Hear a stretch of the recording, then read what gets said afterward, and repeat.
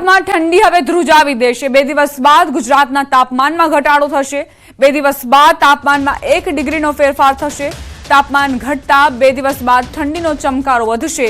હાલમાં અમદાવાદમાં 15.9 ડિગ્રી, નલિયા અને વડોદરામાં રાજ્યનું સૌથી ઓછું 13.8 ડિગ્રી તાપમાન નોંધાયું છે। ગાંધીનગરમાં 15.3 ડિગ્રી તાપમાન નોંધાયું છે। હવામાન વિભાગના મતે વેસ્ટર્ન ડિસ્ટર્બન્સના કારણે 1 થી 2 ડિગ્રી તાપમાન ઘટી શકે છે। હાલ પૂર્વીય પવનો ફૂંકાતા હવામાનમાં વધુ ફેરફારની શક્યતા નહિવત છે।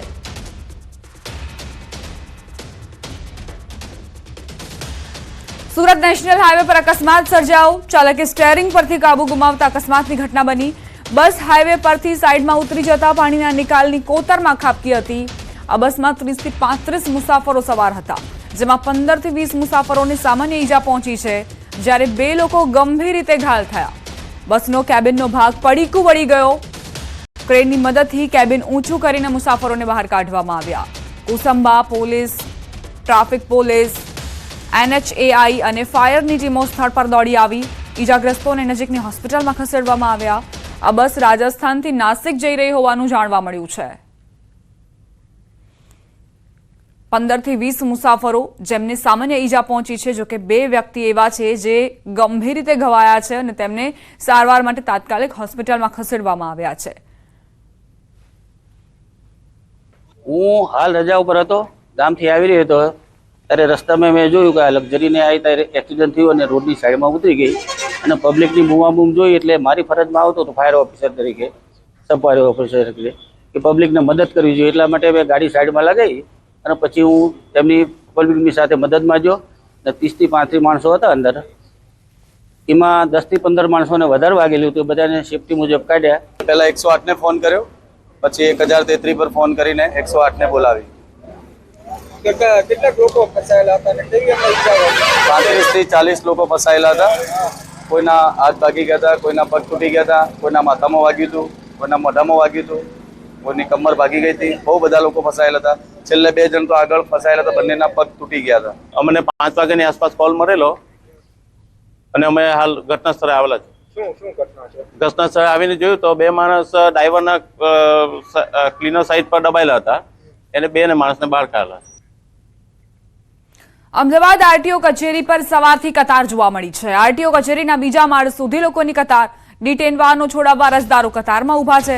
પોલીસે મોડી રાત્રે કોમ્બિંગ કર્યું હતું। આરટીઓ કચેરી ખુલે તે પહેલા જ લોકોની કતારો લાગી છે।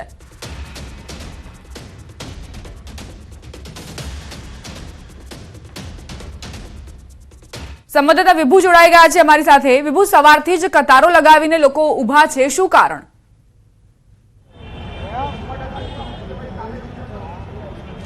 દીપા, ટ્રાફિક પોલીસ દ્વારા છે નબીરાઓને પકડવા માટે ચેકિંગ હાથ ધરવામાં આવ્યું હતું, પરંતુ અહીં સામાન્ય માણસો ફસાઈ ગયા છે। આપ જોઈ શકો છો કે આ આરટીઓ છે અમદાવાદ, અને તેના ઉપરથી આપ જોઈ શકો છો કે ઉપરથી લઈ અને નીચે સુધી લાંબી કતારો છે તે જોવા મળી રહી છે।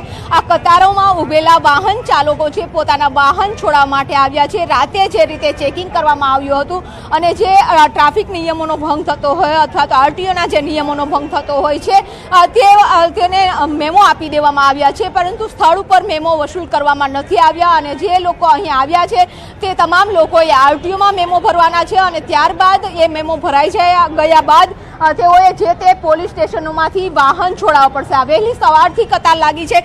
2 દિવસથી તેઓ આવી રહ્યા છે। આપ ક્યાંથી આવ્યા છો? અહીંયા જ રહું છું, લોકલ છું। 4 વ્હીલર હતું? 2 વ્હીલર? 2 વ્હીલર। શું નિયમોનો ભંગ કર્યો કે જે તમને દંડ? કશું જ નહીં, હેલ્મેટ હતું, બધા પેપર્સ પ્રોપર છે, આરસી, પીયુસી, લાઇસન્સ, ઇન્સ્યોરન્સ, બસ ખાલી લાઉડ એક્ઝોસ્ટ મોડિફિકેશન્સ થોડા કરેલા છે, તે લોકોને બાનું મળી ગયું। ઇવન એ ફિલ્ડ બી ફોર્મમાં લખેલી નથી, એ લોકોએ મેન્યુઅલી એ ફિલ્ડ લખી કે ભાઈ આવું છે એમાં, એટલે જે લિસ્ટેડ જે ફિલ્ડ્સ હોય ને કે ભાઈ આટલા ગુના છે, એમાંથી એકેય ગુનો મેં નહીં કર્યો, એ લોકોએ જાતે લખ્યો કે ભાઈ આનામાં આવું। કેટલા વાગે તમે આવ્યા છો અત્યારે અહીંયા? કલાક પહેલા, અરાઉન્ડ 9:30। તો કલાક પહેલા આવ્યા છે ને આજ કતારો છે તે આપ જોઈ શકો છો કે વહેલી સવારથી કતારો લાગી છે જે નિયમોનો ભંગ કરતા। આપ પણ મેમો ભરવા પહેલા આપ પણ આવ્યા છો? લોકો એક જ મિનિટ, તમે અત્યારે વાહન છોડાવવા માટે આવ્યા છો? હા, વાહન છોડાવવા। કેટલા વાગ્યાના આવ્યા છો? 8 વાગ્યાના। શું નિયમ ભંગ કર્યો હતો મેમો આપનો? લાયસન્સ નહોતું। અચ્છા, લાયસન્સ વગરની ગાડી ચલાવતા હતા? તમે ચલાવતા હતા કે બીજા કોઈ ચલાવતા? હું જ ચલાવતો તો અત્યારે મેમો ભરવા માટે કેટલા વાગ્યાથી ઊભા છો? 8:30 વાગે.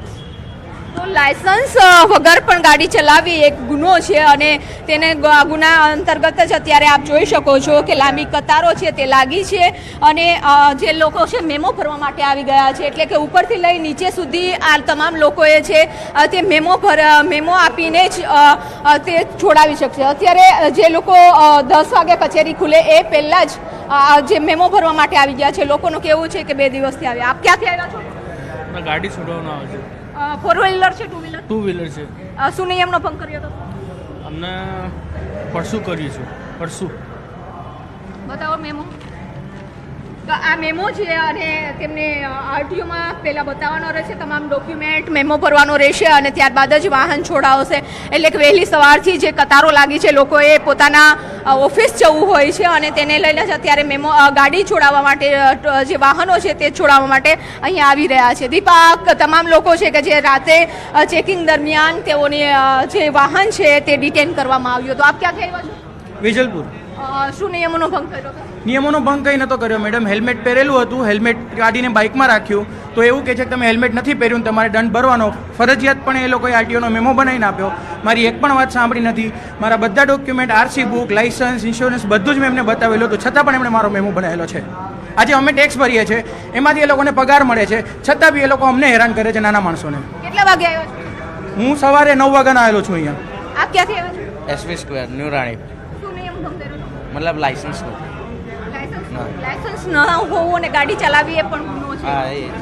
તો લાયસન્સ તમારી પાસે કઢવેલું છે કે નથી કઢાવ્યું? એટલે કાઢેલું છે પણ મારું ઓલું મતલબ સેકન્ડ પાર્ટનું લાઇસન્સ છે ને, હજી હવે નીકળશે. આપ ક્યાંથી આવ્યા છો? સાબરમતી. મેમો ભરવા માટે આવ્યા છો? કેટલા વાગ્યાથી આવ્યા છો? લગભગ 6 વાગ્યા. 6 વાગ્યાથી લાઈનમાં ઊભા છો. શું નિયમ ભંગ કર્યો હતો? લાયસન્સ નથી.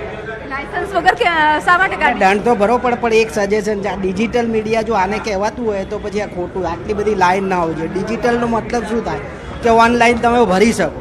આજ ભરતા હોય ને તો આટલી બધી લાઈન ના હોય, એના બારામાં કંઈક કરવું જોઈએ. આપણે નિયમ લાયસન્સ ભંગ કર્યો છે, એનો દંડ તો અમે ભરીશું.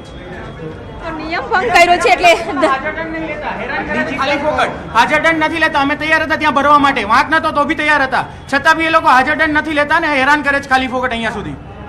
અરજદારોનું કહેવું છે કે ત્યાં સ્થળ ઉપર મેમો લેવામાં નથી આવતો અને અહીં મેમો આપી દેવામાં આવે છે. એનો દંડ છે તે આરટીઓ કચેરીમાં ભરવાનો હોય છે અને તેના કારણે 3 માળ સુધીની આ કતારો છે તે લાગી છે. નિયમોનો ભંગ છે એ લોકોએ કર્યો છે. અરજદારોએ કીધું છે કે અમે સ્વીકારીએ છીએ, અમે દંડ ભરીશું, પરંતુ વ્યવસ્થા ના હોવાના કારણે વહેલી સવારથી લોકો 6 વાગ્યાના આવીને લાઈનમાં ઊભા છે. આપ ક્યાંથી આવ્યા છો? હું નાગોલથી આવ્યો. શું નિયમ ભંગ કર્યો હતો? મારે નંબર પ્લેટ પાછળની તૂટી ગઈ હતી અને કંઈક વાહનને લગતા કાગળો રજૂ નહીં કર્યા એવી હતી. પણ એક વસ્તુ છે કે માણસ ગાડી લઈને નીકળે છે તેને શોરૂમમાંથી તો વગર કાગળે નીકળી નથી ને ગાડી. કોઈ એક જગ્યાએ FIR તો છે નહીં કે તમારી જોડે કે ભાઈ આ ગાડી ચોરાઈ ગયેલી છે.